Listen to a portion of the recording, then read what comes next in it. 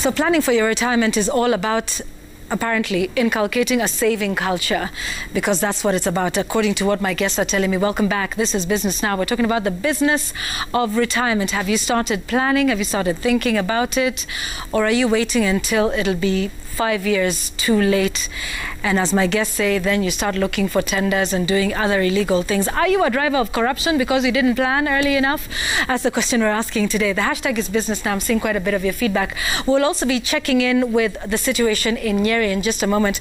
Rose, you had something to say off the back of Wanyama and the Juakali speakers he was talking to about retirement planning. Is it only for when we turn 60? Yes, it's important to know that age is not the only thing that makes us retire. You could actually lose the ability to generate an income. You could become disabled. Right. You could lose the skills that you could actually do. And that means that you cannot generate an income. So we need to plan not just for old age, but anything that could actually affect our ability to generate an income. So it's not just age. And whether you're self-employed or employed, we've seen very many people lose their jobs during this COVID season, and many will be forced into early retirement. Right. And probably you don't have an opportunity to actually get a meaningful engagement that can help you generate the same kind of income. Which is why it's important to start early. Absolutely. The earlier you start, the better. Yeah. You were saying something about age, Fred. Can I come to you and I've got 5 years to retire? I believe...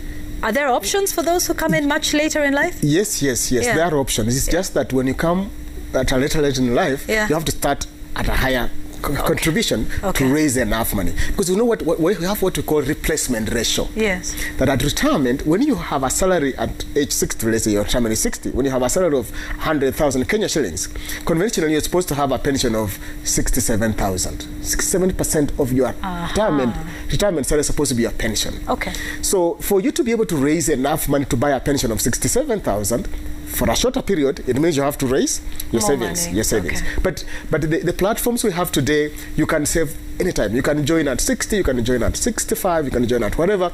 Our pension plan, like let's say one we have for Mobicare, which is an online platform, you can put retirement up to age 75. Okay. Yes. Okay, interesting. Yes. For small businesses, and we were talking about this, Rose, who have, Fred has told us to be careful, this is something we must do, but you have a small business, you've employed 4 people, 5 people, 3 people. How do you even start to put in place a pension scheme, for your workers? And your business is really small and growing.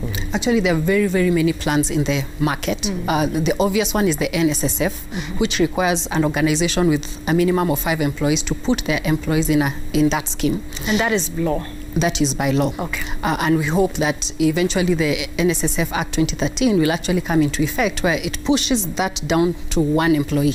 That means whether you have a house help or a security person, because everybody needs to plan for their retirement. So that is where you can start. You first of all take care of the mandatory contributions, and if you don't feel like you want to set up a separate scheme, you can actually increase your contributions. It allows people to put much more than the mandatory contributions. But if you want a private scheme, and there are very many types of schemes in the industry, you can have an individual plan. You just approach any of the providers. There are providers in the insurance industry who have a product that allows you to be, I would say it's a low risk investment, in the sense that even if the investment returns fluctuate, you cannot lose your capital.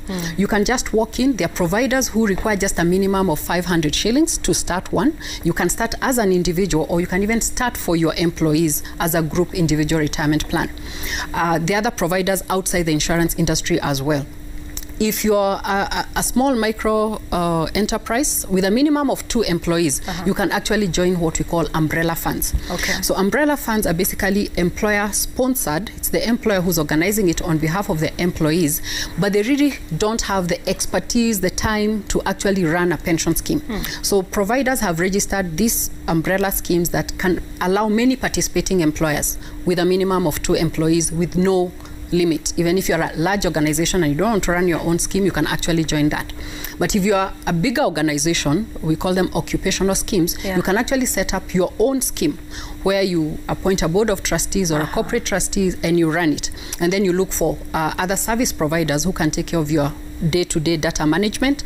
You can also look for people to do the investment. You can work with fund managers. Okay. So at whatever stage, you just need to approach any pension provider. Majority of them will have an array of all these products, and they'll be able to advise you on that. Okay, quickly, Fred, you also wanted to talk about this umbrella fund and how that works? Absolutely.